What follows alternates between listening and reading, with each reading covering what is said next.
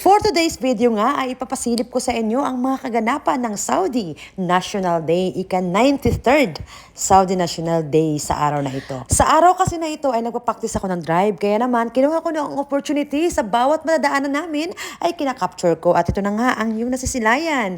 Napakaganda na puno ng flag talaga ang mga daanan at kulay green, sobrang ganda, nakaka-amaze at talagang mapapawaw ka talaga. Doon nga kasi kami pumunta sa may bandang disyerto kung saan walang masyadong sasakyan dahil nga magpa-practice ako ng drive today. At ayan sa mga kababayan po na gusto mag-practice ng drive, maganda po dito. Ayan po, oh.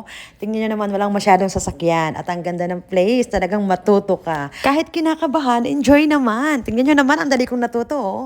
Talagang pangarap ko dati ang matutong mag-drive. At salamat nga pala sa aking coach, mentor, talagang natuturo sa akin, Kuya Dave. Shout out sa iyo. Thank you so much. Akala ko dati hindi ko kaya. Gusto ko na mag-back out dahil kinakabahan talaga ako na natatakot. Pero sa isip ko lang pala yun. Hindi ko talaga makalimutan ang araw na ito dahil natuto akong mag-drive. At same time, nakakapanood pa ako ng air show dahil ngayon nga ay National Day. Hindi ko talaga makakalimutan ang araw na ito. Ang saya, sobra. Nakailang ikot kami para mas lalo tayong matuto. Mag-aalas 5 na kaya umuwi na nga kami dahil alam namin ang traffic ngayon. At nung pauwi na kami, nakakita naman tayo ng flag everywhere. Ang saya, nakaka-amaze talaga ang Saudi Arabia. Makikita nyo sa video na ito na kahit mga bata ay nakikiselebrate.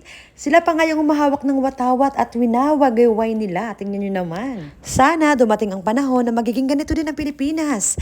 Yung nagsiselebrate ang bawat isa. Yung love lang ba, no hate? Napapanood kasi natin sa mga balita, di ba? Tuwing Independence Day, parang kinukuha nila yung opportunity para mag-rally. Hindi naman natin mapiplace ang bawat isa. Baka may mga galit sila sa puso nila or baka binayaran sila, di ba? Kaya kumanta na lang tayo.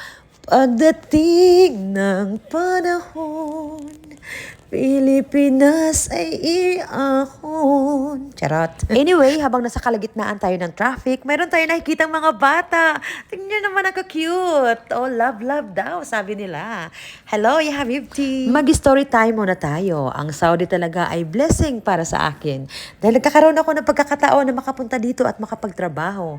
Maayos naman ang sweldo, maayos yung sitwasyon. At mayroon din tayong day off at nagkakaroon din ako dito ng maraming kaibigan. Kaya maituturing ko talaga na ang Saudi ay blessing para sa akin.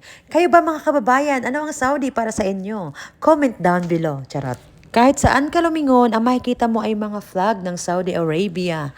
Ayan, ang ganda talaga. Hindi ka maboboring kahit traffic. Ngayon ko lang din kasi na-experience na sobrang pagkahaba-haba ng traffic.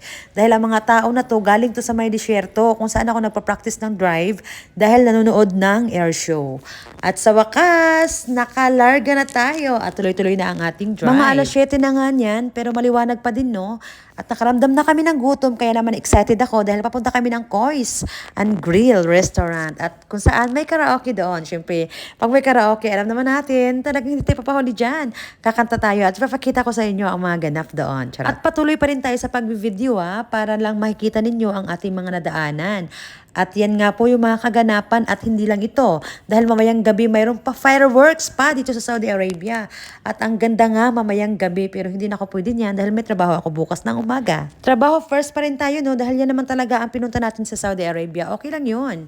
Kasi mayroon pa naman tayo makikita dyan sa mga video ng ating mga kaibigan na I'm sure mag-upload sila ng mga fireworks display mamaya. At ayan na nga po, mga konting kaganapan kaganina kung saan may air show. Kaya hanggang dito lang. Thank you for watching.